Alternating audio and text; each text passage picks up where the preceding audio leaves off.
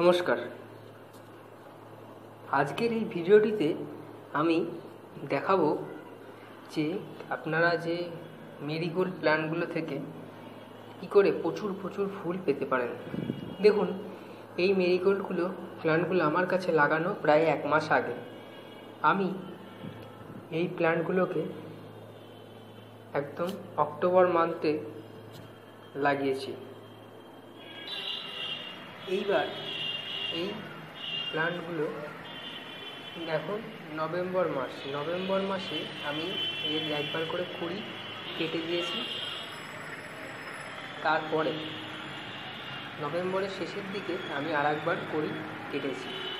এখন দেখছেন এটা ডিসেম্বরের ফার্স্ট উইক। এই সময়টায় আমি আর কুড়ি গাছে কাটবো না।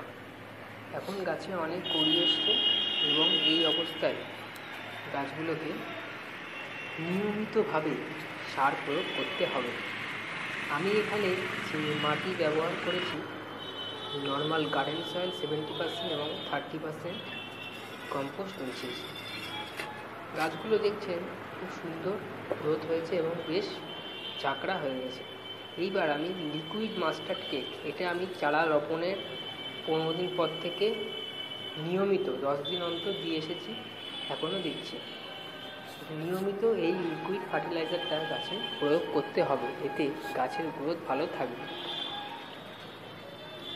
আমি এই ভিডিওটা একদম প্রথম থেকে দেখাতে পারছি না, কারণ প্রথমে রেকর্ডটা হয়তো কেটে গেছে, তাই আমি প্রথম থেকে দেখাতে পারলাম না। কিন্তু আপনারা গাছ লাগানোর পরে শুধু গাছের যে মাথাগুলো আস্তে আস্তে কাটতে লাগবেন। কিন্তু আপনারা জানবেন এখন এই সময় যদি আপনারা গাছটার মাথা কাটতে থাকেন তাহলে কিন্তু গাছে ফুল এসে যাবে। এটা এরকম গাঁদা গাছকে ঝাঁকড়া সুন্দর করতে গেলে আপনাদের এই গাছগুলোকে একদম অক্টোবর মাসেই প্রতিস্থাপন করতে হবে। এবার দেখুন 2 সপ্তাহ পর এই 2 সপ্তাহ পরে মাঝে দুটো একটা ফুলগুলো ফুটতে আরম্ভ করেছে এবং অন্যান্য কড়িগুলো আস্তে আস্তে বড় হচ্ছে। এইরূপ পরিস্থিতিতে আপনারা নিয়মিত কিন্তু ফার্টিলাইজারটা গাছে প্রয়োগ করতেই থাকবেন, না হলে গাছের গ্রোথ কিন্তু একেবারে কমে যাবে, এতে ফুলের সাইজ কিন্তু বড় হবে না। এই গাছগুলো একটু ফাঁকা বা ঝাঁকড়া অনেকটা হয়ে গেছে। এবার ফুলের ভারে কী হবে, গাছগুলো একটা ডালগুলো ছাড়া হয়ে যায়।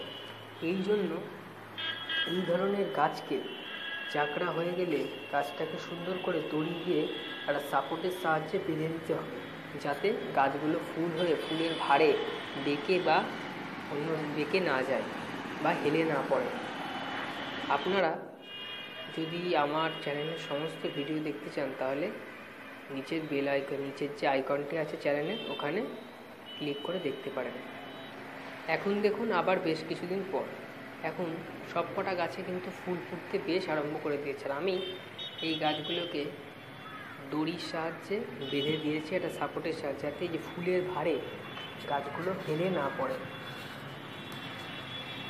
এই দেখুন দড়ির সাহায্যে সুন্দর করে বেঁধে দেওয়া হয়েছে, এই গাছগুলো ফুলের ভারে হেলে না পড়ে। আপনারা অবশ্যই ভিডিওটিকে মনোযোগ সহকারে একদম শেষ পর্যন্ত দেখুন, তাহলে আপনাদের সমস্ত কনসেপশন পুরো ক্লিয়ার হয়ে যাবে। গাছ কীভাবে গ্রোথ করতে হবে, ফুল কীভাবে আসবে, সমস্ত কিছু ভিডিওটিতে দেখানো হচ্ছে। আপনারা মনোযোগ সহকারে পুরো ভিডিওটা দেখুন, আপনাদের আশা করি ভালো লাগবে। আর একটা কথা বলে রাখি, এই গাছে কিন্তু নিয়মিত জল দিতেই হবে। গোড়া শুকনো থাকলে, মাটি ভিজে থাকলে নিয়মিত জল দিয়ে যেতেই হবে, তা না হলে গাছের গ্রোথ কিন্তু অনেকটা কমে যাবে। আর গাছগুলো শুকনো হয়ে গেলে ফুলও ধরবে না, এতে ভালো হবে না।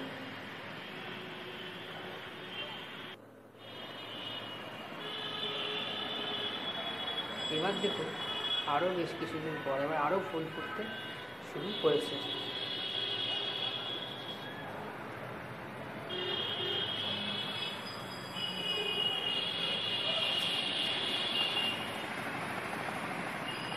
এইবার এই গাছগুলোকে হালকা পরিমাণ আমি একটু রাসায়নিক সার প্রয়োগ করব, যাতে গাছের গ্রোথ ভালো হবে। দেখুন কত সুন্দর ফুল ফুটেছে। আরও কিছুদিন পর গাছের মাথাটা পুরো ফুলে ভরে যাবে। আমি পরবর্তীতে আরও আপডেট দিতে থাকব।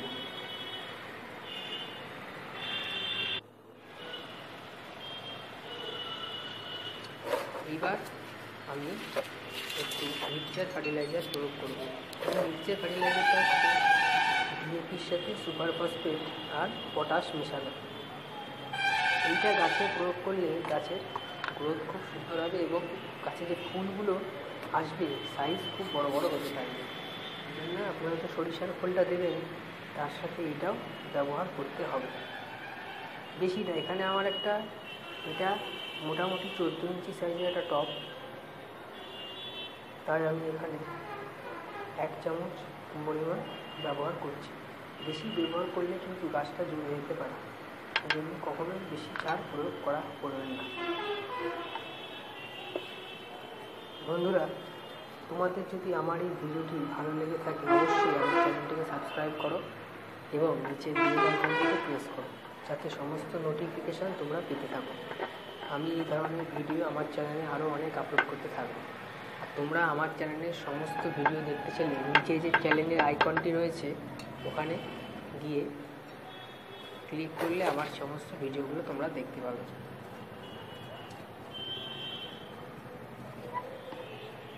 প্রত্যেকটা গাছের গোড়ায় সার প্রয়োগ করে মাটিটা সুন্দর করে খুঁচিয়ে দিতে হবে, যাতে সারটা মাটির সাথে ভিতরে প্রবেশ করতে পারে এবং এয়ার পাস সরাসরি হতে পারে।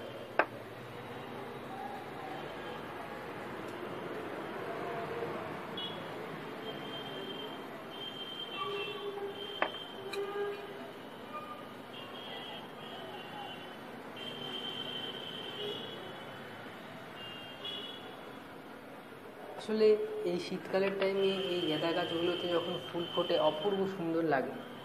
তাই জন্য তোমরা অবশ্যই তোমাদের বাড়িতে, ছাদে, যে কোনো জায়গায়, বাগানে এগুলো লাগাও, গ্রোথ করো, যাতে গাছের গ্রোথ খুব সুন্দর হবে এবং গাছগুলো সত্যি যখন ফুল ফোটে অপূর্ব সুন্দর লাগে।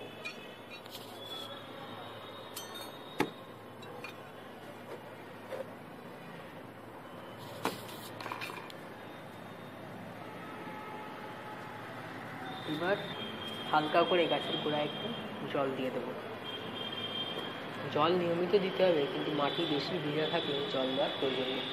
তোমরা মাটির উপরের পোর্শন যখন শুকনো থাকবে তখনই জলটা অ্যাপ্লাই করবে। ধন্যবাদ বন্ধুরা আমার ভিডিওটি দেখার জন্য।